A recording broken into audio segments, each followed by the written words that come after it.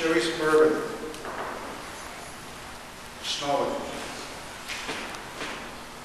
18-year-old Michael Donovan, head on the windshield, on the window of the driver's side, blood streaming down the outside of the car.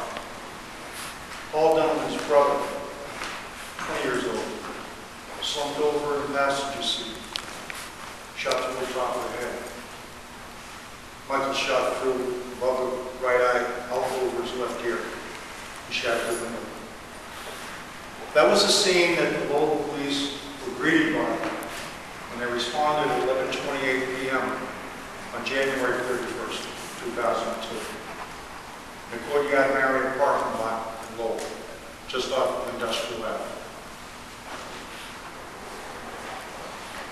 Both boys were shot once. Paul was dead at the scene.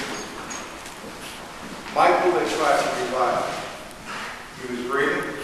He had a pulse. He had some gag reflex. They transported him to Lowell General Hospital where he died 3 hours later.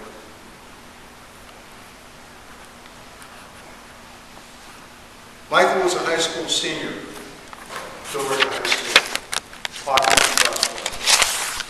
Paul, his older brother, dealt drugs, dealt marijuana, dealt hydroponics. Went on the street for about $3,600 a pound.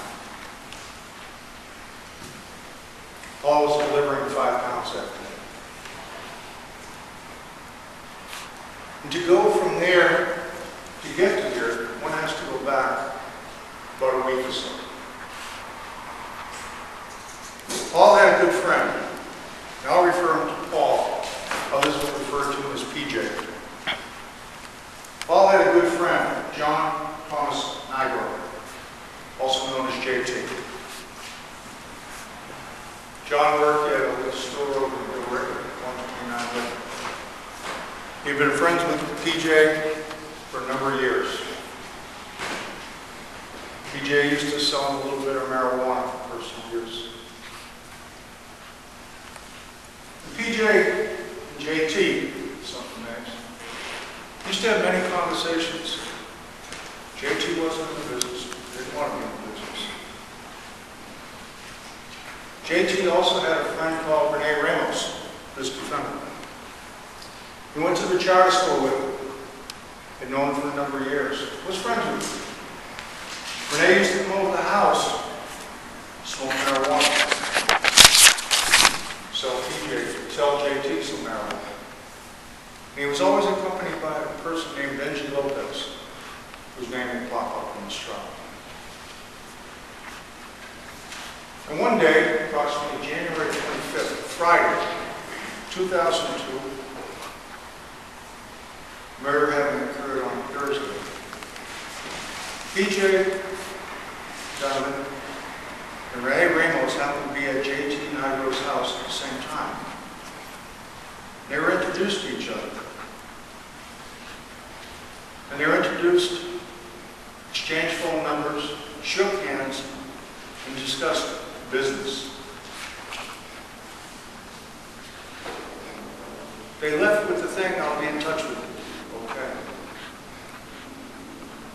The next day, Michael Leone, this being the 26th, Saturday, drives PJ Donovan back to JT Nigro's house to drop off JT's car. Paul's had broken down. On the way back from dropping the car off, they just left it out front. Paul Donovan got a phone call. Yeah, we'll meet you at Thomas Beach. The DFW phone here in Lowell. They pull in, they order some food, that being Michael Leone and Paul Donovan. And about 20 minutes later, a person who Michael Leone was introduced as Rene, another unidentified man, come in. Rene and Paul shake hands like they knew each other. Paul Donovan introduced Rene to Michael Leone. And for the next minutes, they discussed future drug transactions. They discussed, with questions from Rene and Paul, How much weight can you get? Can you get me this? Can you get me that? What is the price? Can you front me? And you'll hear that the term front means you get something up front, and you pay for it later after you sell it. And for all express purposes, they were discussing future transactions. That's the last time Michael Leone ever saw Rene Ramos in person. He didn't select his photo out of a array as the person he met as Rene. He did not know his last name. He remembered the name Rene because it was an unusual name for a guy, in his words.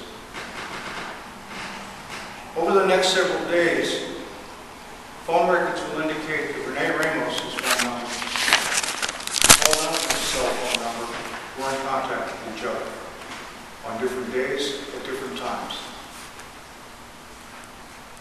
Now, Paul Donovan's supplier was a kid named John Albano from Delray. Albano used to give Paul Donovan anywhere from 5 to 10 pounds a week, sometimes more. Paul wasn't his only client, and it wasn't for free. Sometimes Paul would be fronted the money, sometimes he would not. Now, Paul Donovan and John Albano had several conversations that week.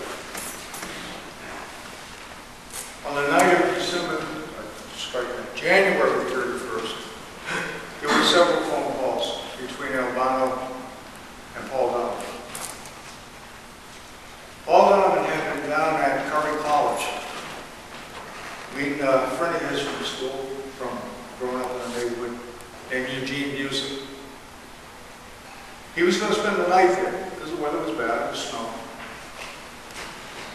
But while he was there, Paul Donovan got a phone call from someone. Eugene didn't know who. Left before him, said, "Okay, take care of some business." He never discussed his clients. He never discussed who he was selling to or getting it from. And then Paul Donovan traveled back to the Bill Rickard area, making calls to Albano, receiving calls from a phone number attributable to Rene Ramos and Benji Lopez. See, because their phones, Benji Lopez and Rene Ramos, were obtained by Ana Mojica, who was Benji's sister, because they didn't have the credit. And the phone numbers assigned to her, she'll testify as to which one went to which. One phone number went to Benji, one phone number went to Rene. Testimony will show an electrical engineer that on the night in question, the 31st, sometime after 6 p.m. at night, all phone calls to Rene's phone, at the exact time the call was made by P.J. Donovan to Rene Ramos' phone, was automatically triggered into Benji Lopez's phone. So if you called Rene's phone, Benji's phone answered. And when the calls came back to P.J. Donovan from Benji, his caller ID was blocked. So P.J. could not read if the call was coming from a different phone. Now you will hear of a meeting between Rene, I will strike that, between P.J. Donovan and John Albano at John Albano's home about 10:30 that evening.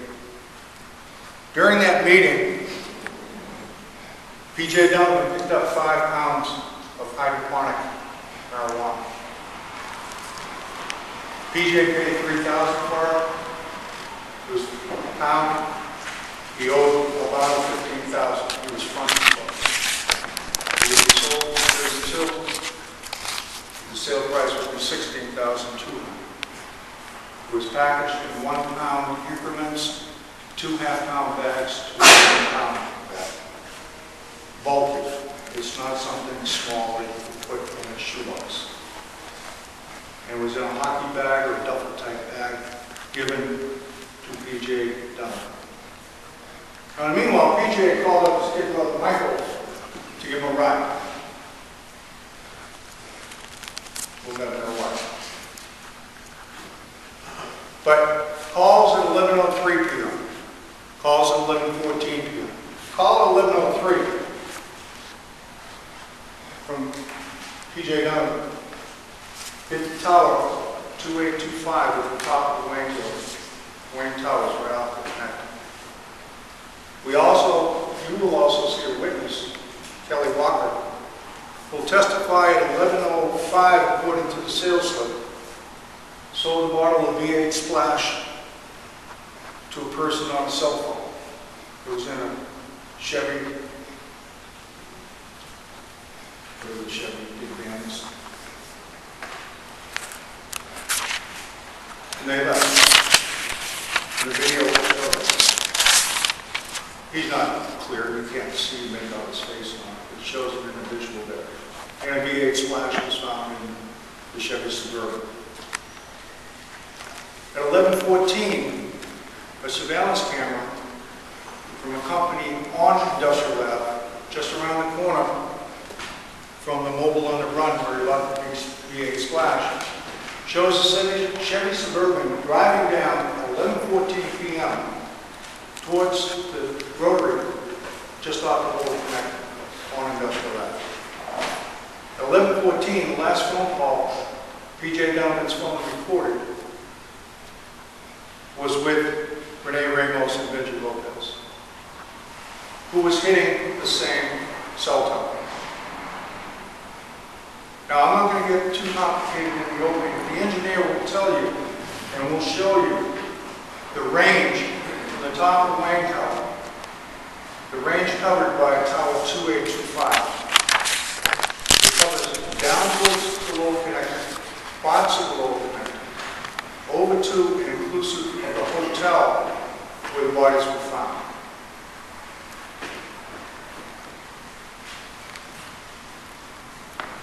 Police show up, investigation starts.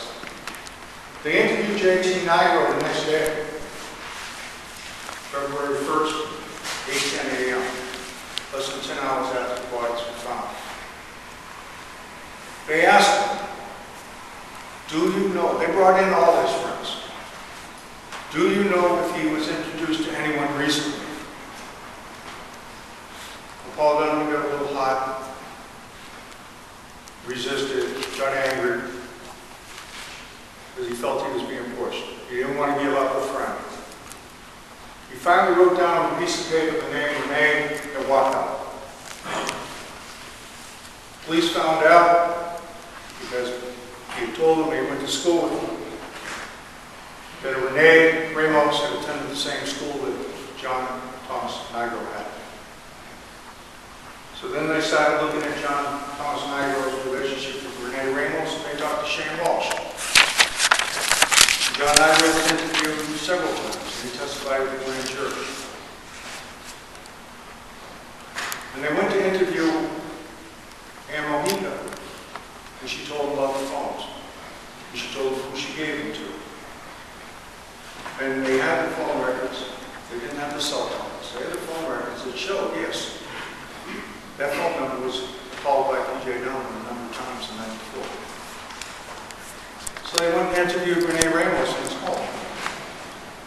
2 troopers, 2 Lowell detectives. His wife was home. Where were you last night, 31st?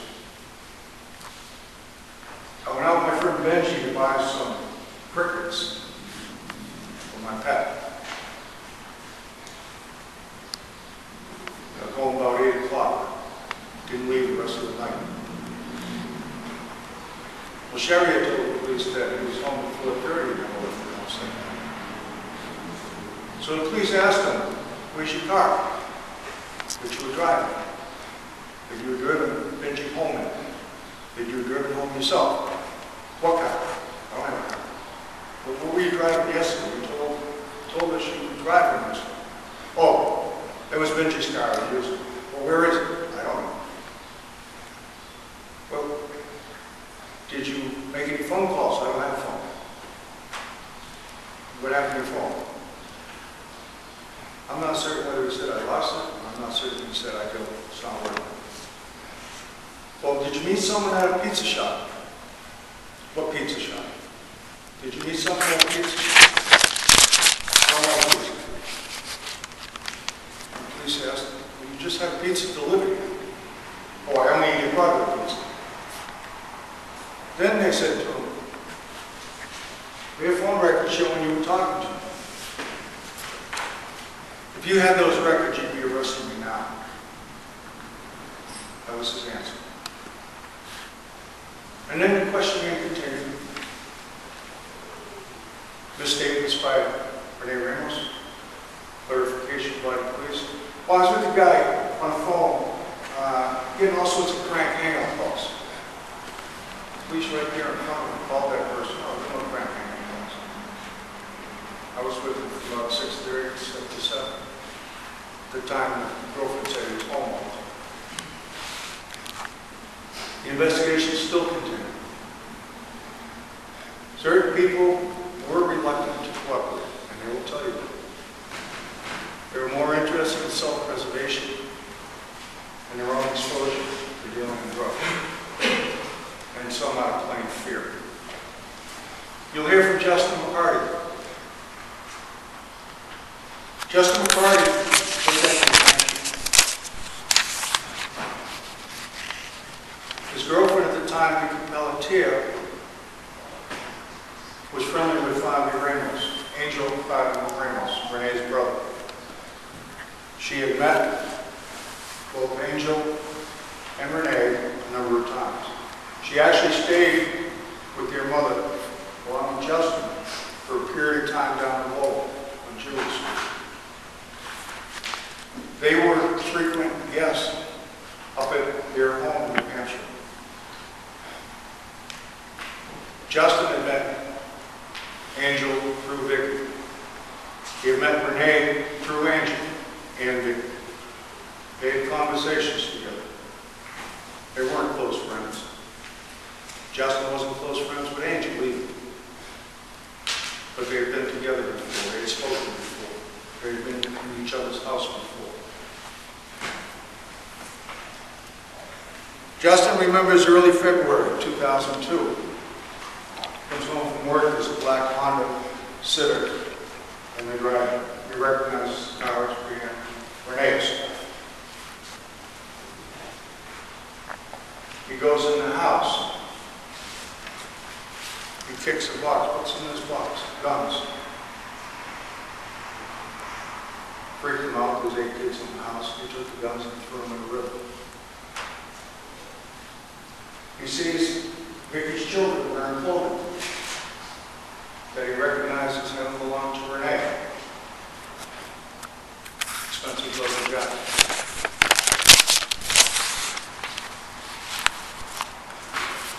He has a phone conversation with Father. That same night of that phone conversation, Father Ramos, Rene Ramos, Benji Lopez, and Mango, associate Lowell, show up at the house. Bobby considered the bedroom where Justin was, because that's also where they keep the alcohol to keep it away from the kids and out of sight of the kids. Bobby is upset with them because the guns were tossed in the river. And Justin asks, what's going on? And Bobby tells him, Rene and Benji met up with these guys. They had burned from them before. All of a sudden, one of them pulled a gun. Rene shot him. Benji froze. Rene shot the other one so there would be no witnesses. They got blood on them. They got blood on their car. The upholstery in their car was in that. Immediately after immediately after Angel told Justin McCarty this, Rene was bursting into the room. Started screaming at his brother in Spanish. Justin didn't know what he was saying. Then he turns towards Justin and points his finger at him in a voice that made him uncomfortable, scared, and concerned for his safety and the safety of the kids. I better be able to trust you. He says that in total 4 times within the house, all in the same tone of voice. Justin keeps that quiet to himself for 2 years. Then after the discussion, ammonia came up. And they got a bottle of ammonia in the house to go on the car. In fact, when Rene gets in the car to drive home, heavy odor of ammonia comes out of the car. And Rene says, I got to drive all the way back to Lowell with the smell.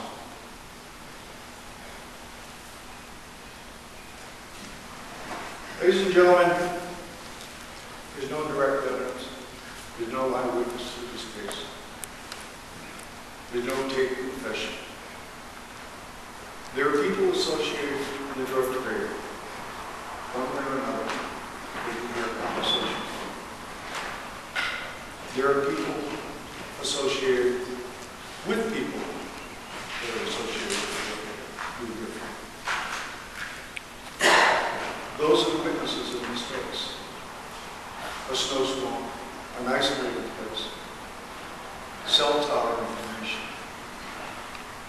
statements made involving the distribution of drugs, and misstatements made by individuals as to their whereabouts. Albano, when he was first interviewed, denied it. Self-preservation. Came around in 2000. The case is what we'll call circumstantial. But you add up all those pieces of the puzzle, you put them together, it's inescapable the conclusion that Rene Ramos executed those 2 boys that night in a snowy parking lot, 1 round each to the head. There was no gun found in the car. All that on the cell phone was taken from the scene. Never heard from again. People who called him went right to voicemail. At the end of this trial, after you hear the evidence, I'll stand here and ask you to find me guilty on all 3 counts. Thank you. The man who sits right there, Rene Ramos, is not guilty of the murder of Paul Donovan. He's not guilty of the murder of Michael Donovan, and he is not guilty of possession of a firearm. Over the course of the next several days, in fact, into next week, you're going to hear all of the evidence in the case. You've heard Mr. O'Reilly's opening, and you've heard what Judge Chernoff has told you about what your role is as a jury. As juries, you come into a courtroom, and you're sworn to uphold the law on the case. Judge Chernoff has told you that my client is presumed to be innocent, that the burden of proof in this case rests with the Commonwealth, and that the standard of proof in this case is proof beyond a reasonable doubt. Ladies and gentlemen, the highest standard of proof in the American legal system. All 16 of you who come from Middlesex County, you come into this courtroom, and you bring with you a set of skills. You bring with you your ability to reason, your ability to use logic, your ability to use common sense, your ability to use your commonality of experience of human beings who are sworn to uphold the law. Up onto that witness stand over the course of the next several days will come a number of witnesses. It's clear that on January 31st, 2002, Michael Donovan and P.J. Donovan were found by the Lowell police at about 11:28 that night in the parking lot, Courtyard Marriott in Lowell, and they were found dead. You're going to hear about an investigation that began on the night in question by the Lowell police and the Massachusetts State Police that was flawed. You're going to hear about evidence about the crime scene, what was done at the crime scene, and what wasn't done at the crime scene. You're going to hear about the evidence, the forensic evidence, as it was developed over the course of the next several months. You'll hear about the investigation that was done, procedures that were followed, that were not followed, witnesses who were investigated, and witnesses who were not investigated. And there's one thing that's clear in this case, that there isn't any for evidence, no forensic evidence at all, that will link this man, Rene Ramos, to what happened in the parking lot on the night in question on January 31st, 2002. For the simple reason and the simple fact that Rene Ramos did not commit crime. Now, the government has told you in their opening statement about certain witnesses. You're going to hear about P.J. Donovan and his exploits as a drug dealer. You're going to hear about a variety of individuals that he was associated with in the drug trade. Some of them will come in and testify in front of you over the course of this trial. You're going to have a chance to listen to the government's main witness, John Albano, an individual who will come into this courtroom, and it is up to you as the jury to use your common sense, to use your experience, and to judge John Albano's testimony. Given the facts of what he says, the probability or lack of probability of what sounds right about his testimony, and most importantly, the timing of what he had to say, the circumstances under which he said it, and his lack of credibility as a witness in this case. You're going to hear about a couple of witnesses from New Hampshire, Chester McCarty and Victoria Pelletier.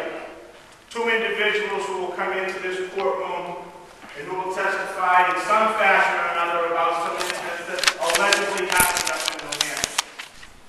It is up to you to determine their credibility as well, because their credibility also will be lacking. The evidence in this case, the believable evidence in this case, will be lacking. Because the evidence that you will hear will show that Rene Ramos, an individual who was sitting before you accused of these crimes, is not guilty of them.